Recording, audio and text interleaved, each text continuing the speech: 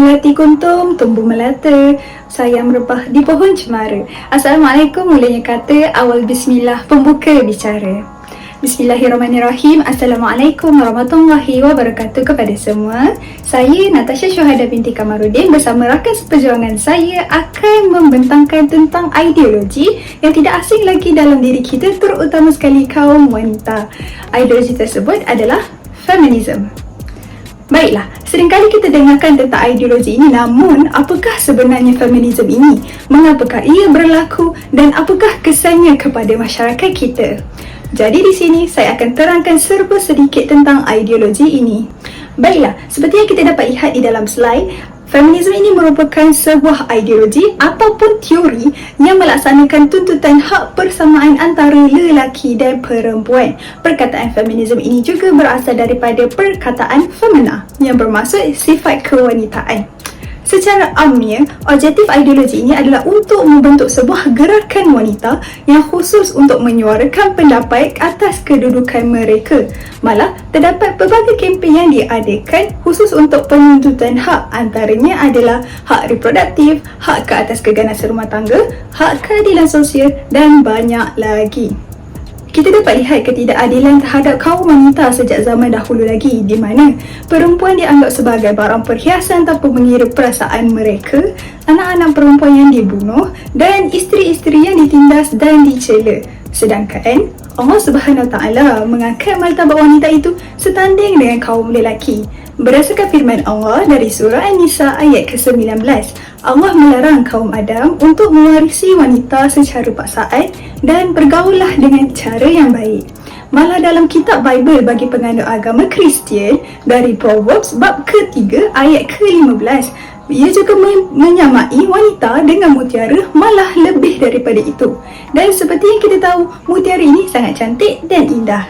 Mereka juga mempercayai bahawa jika wanita itu dilayan dengan baik, maka kebaikan tersebut akan datang kepada mereka.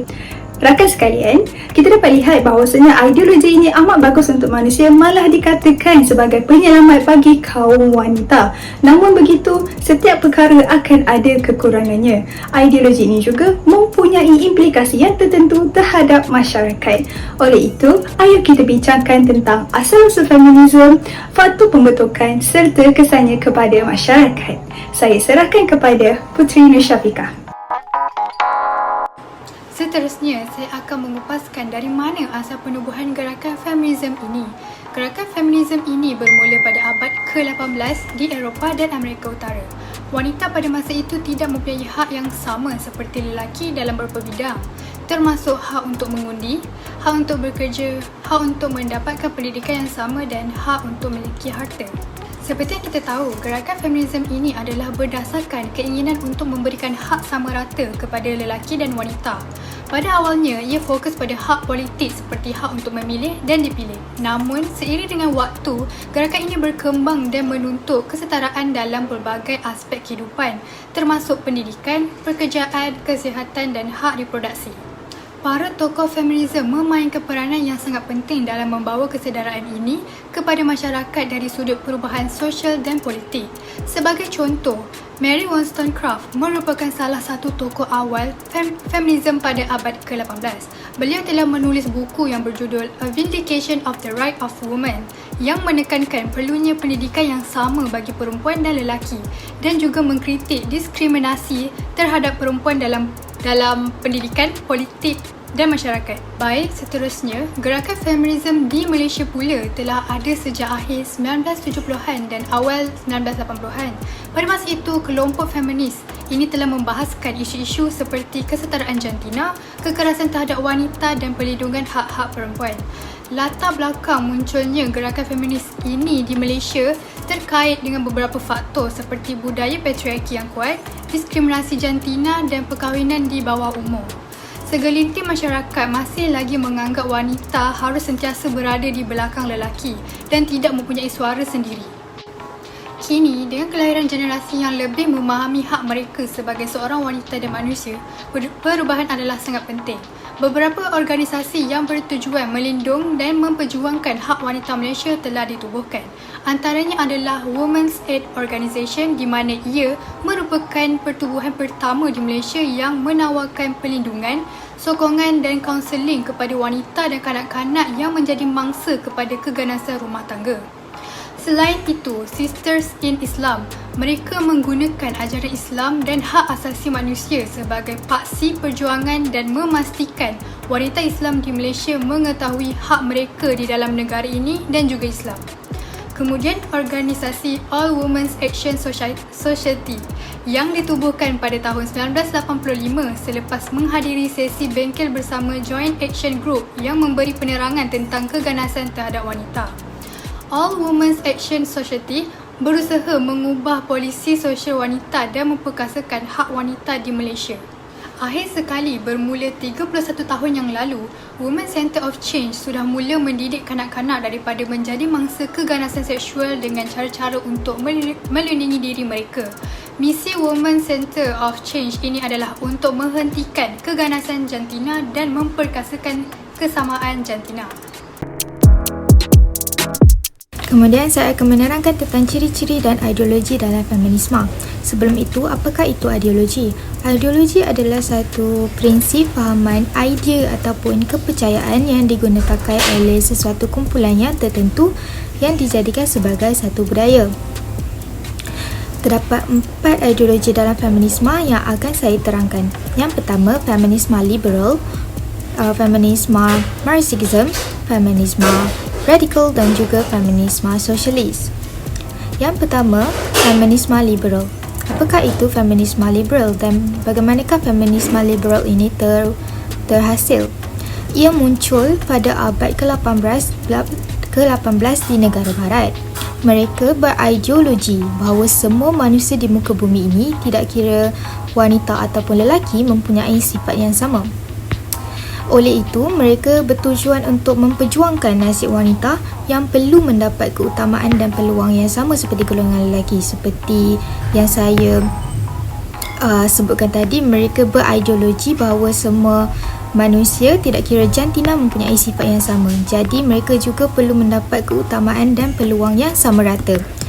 Mereka juga mempunyai prinsip seperti kebebasan bersuara, kejujuran dalam sistem pemerintahan dan hak individu untuk mengelakkan persaingan antara kaum lelaki dan juga kaum perempuan. So, contohnya, apakah keutamaan dan peluang yang berlaku pada masa itu yang tidak dapat oleh golongan wanita? Ianya adalah hak pekerjaan dan hak pendidikan tinggi. Kemudian, feminisme Marxism. Apakah itu feminisme Marxism? Feminisme Marxism ini, golongan mereka ini berideologi bahawa berlakunya diskriminasi terhadap kaum wanita. Mereka juga bertujuan untuk menghapuskan sistem kapitalis dan kelas sosial yang menindas kaum wanita, kerana pada ketika itu kelas sosial meletakkan kaum wanita di kelas yang paling terbawah. Ini mengakibatkan kaum wanita tidak dapat terbangun. Kemajuan mereka tidak dapat terbentuk. Yang mengukuhkan lagi kepercayaan mereka ini adalah pada ketika itu kemajuan ekonomi, sosial dan politik majoritinya dikuasai oleh kaum lelaki, menyebabkan dan telah menjadi satu normalisasi bahawa kaum lelaki telah mendominasi kemajuan ekonomi dan sebagainya. Contohnya yang berlaku di negara kita, negara Malaysia mempunyai bilangan terendah pemimpin wanita di dalam sistem politik dan perundangan, sekaligus meletakkan negara Malaysia sebagai negara yang ke-143 di antara 187 buah negara yang mempunyai bilangan terendah pemimpin wanita. Selain itu, feminisme radikal.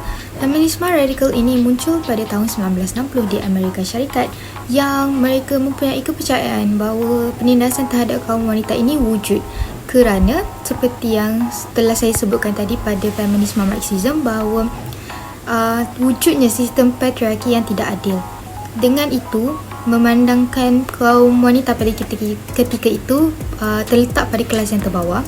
Kelas teratas adalah golongan kaum lelaki yang mempunyai kuasa yang lebih daripada kaum wanita.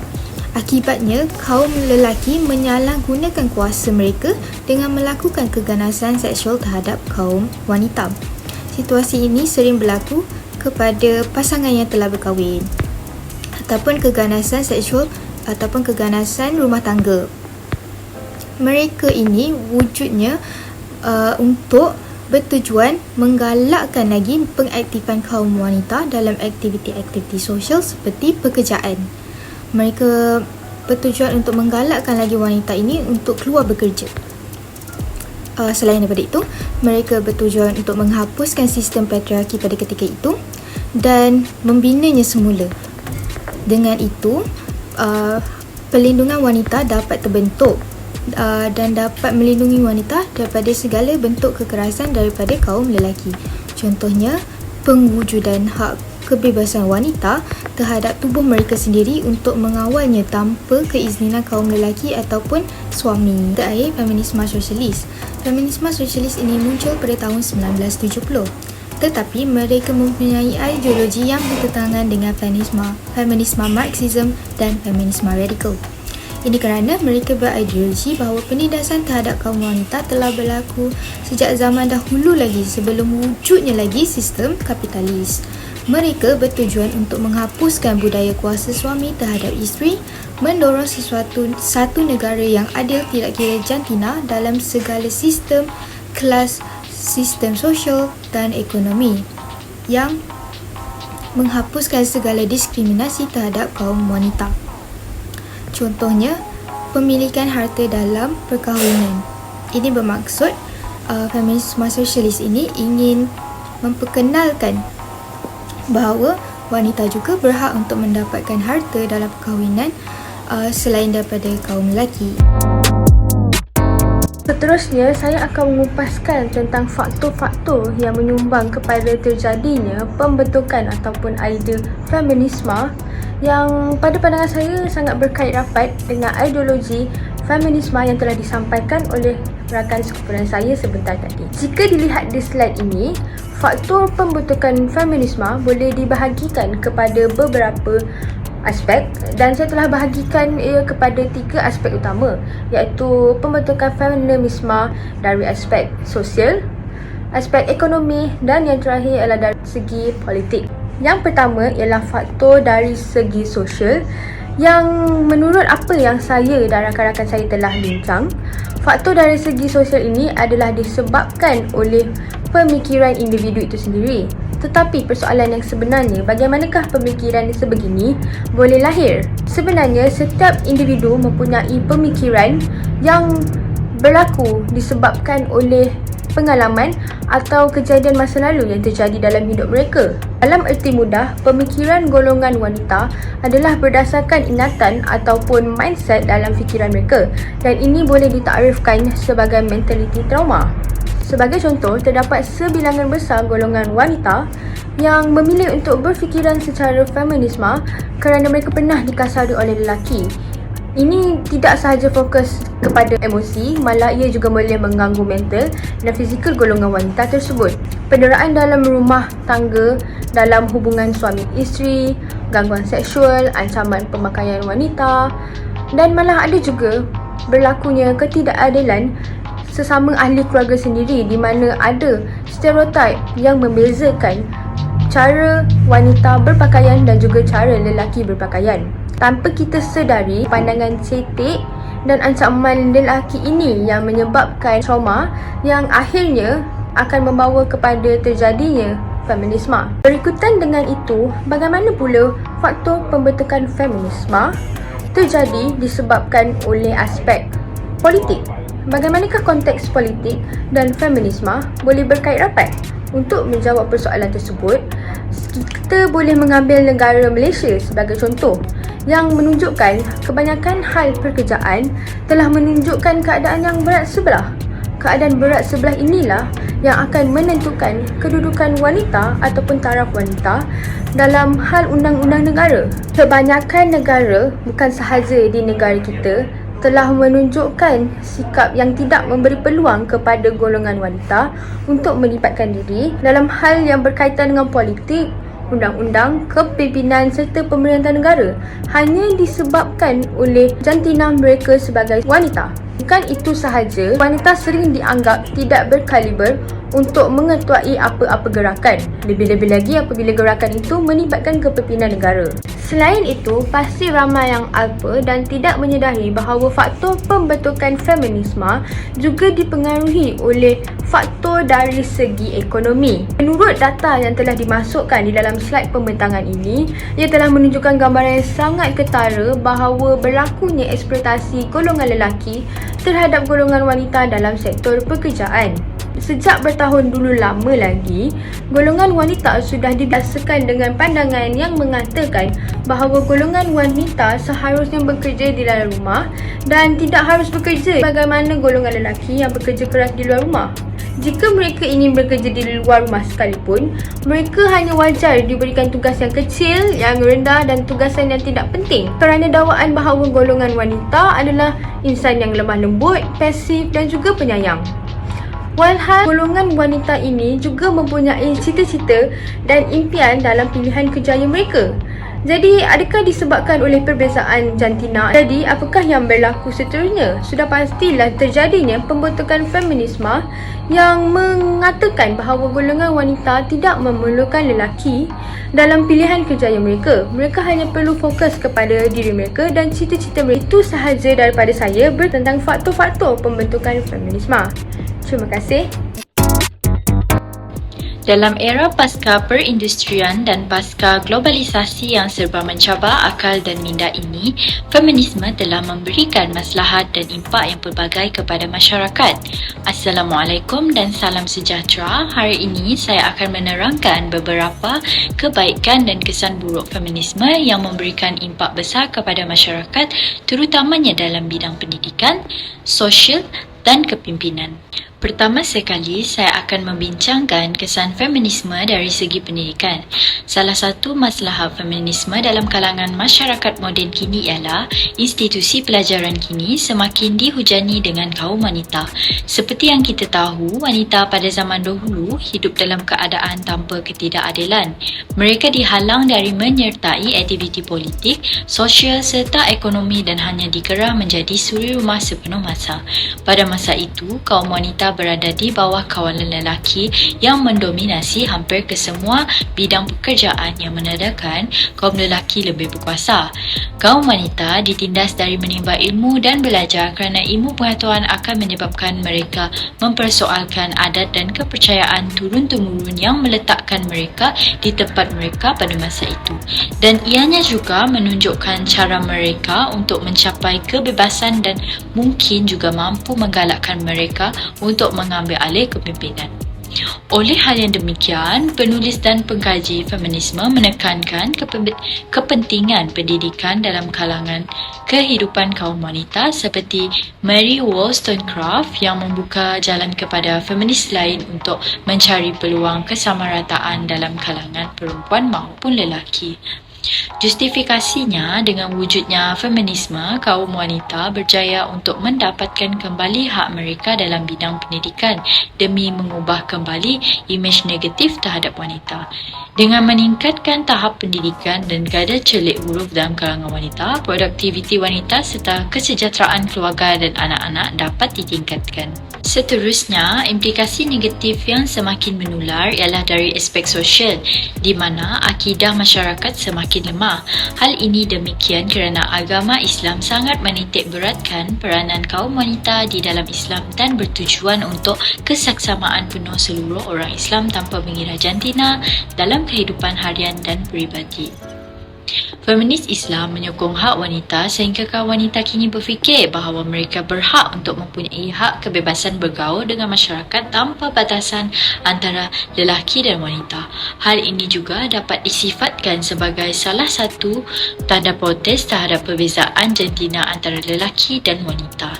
Pada masa yang sama, golongan wanita yang berfikiran feminisme ini turut menggunakan hak kebebasan dalam cara mereka berpakaian.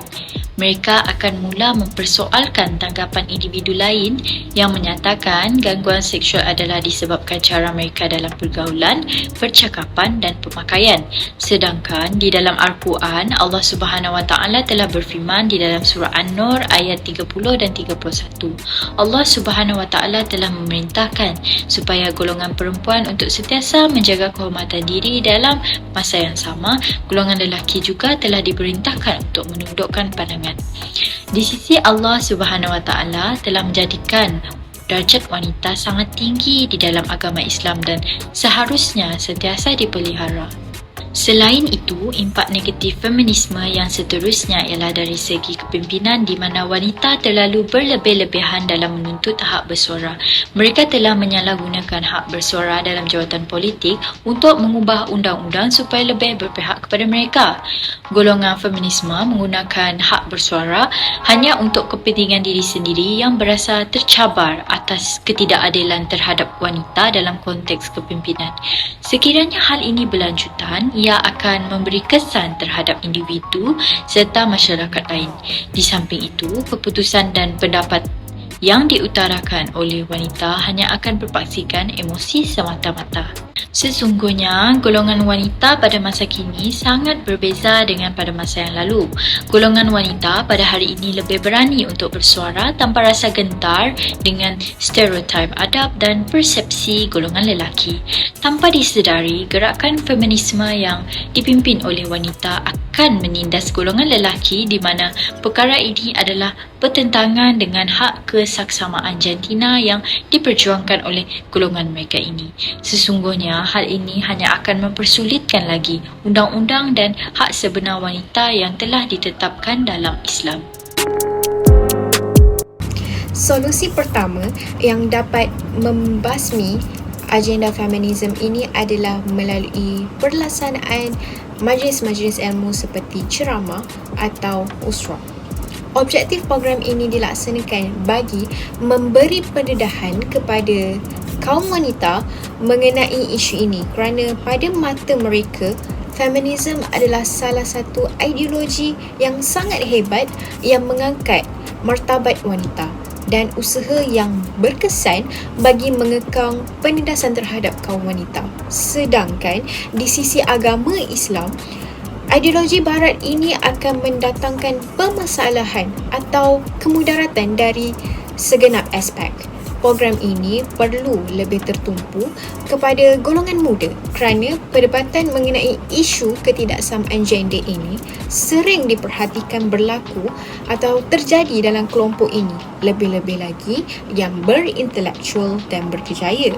Institusi pendidikan tinggi atau IPT antara sasaran yang sangat tepat bagi mengadakan program ini bagi membekalkan pengetahuan kepada para pelajar berkenaan agenda feminisme yang sebenarnya sangat bertentangan dengan fahaman Islam. Para pelajar sewajarnya dipandu ke arah mentaliti yang berlandaskan agama Islam dan tidak terus dibiarkan tenggelam dalam ideologi barat ini. Seterusnya, tidak menormalisasikan dalam kehidupan. Program yang dianjurkan sama ada dari institusi pendidikan atau pertubuhan bukan kerajaan NGO perlu mendedahkan kepada para pelajar dengan isu semasa yang berkait rapat dengan feminisme yang acap kali dibahas di alam maya dan memberi hujahan berkenaan implikasi buruk ideologi ini. Selain itu, langkah lain yang dapat memberi penyelesaian bagi isu feminisme ini adalah dengan menubuhkan satu badan persatuan atau organisasi khas yang berlandaskan agama dalam kalangan wanita. Organisasi ini perlu memainkan peranan yang sangat penting bagi memelihara nasib para wanita dari segi kewangan, sokongan moral di samping mengukuhkan akidah mereka dari berterusan mempercayai agenda feminisme. Antara aktiviti yang sangat berkesan dan juga sangat diperlukan dalam kalangan wanita adalah dengan mengadakan sesi kaunseling. Gerakan feminisme mendapat sambutan yang hebat pada era ini oleh kerana sesetengah golongan wanita cenderung kepada masalah mental health yang berpunca dari kaum lelaki. misalnya pergolakan rumah tangga dan juga berlaku bias gender di tempat kerja. Situasi yang dinyatakan ini menggalakkan mereka menyambut baik usaha gerakan ini. Kononnya akan memberi jalan solusi atau jalan penyelesaian bagi permasalahan yang dialami. Oleh yang demikian, alangkah baiknya jika semua pihak prihatin dan cakna akan isu ini dan segera bertindak dengan menggiatkan usaha ataupun menggiatkan lagi organisasi yang mampu mengubah mentaliti masyarakat wanita akan padahnya terjerumus dalam ideologi feminisme ini.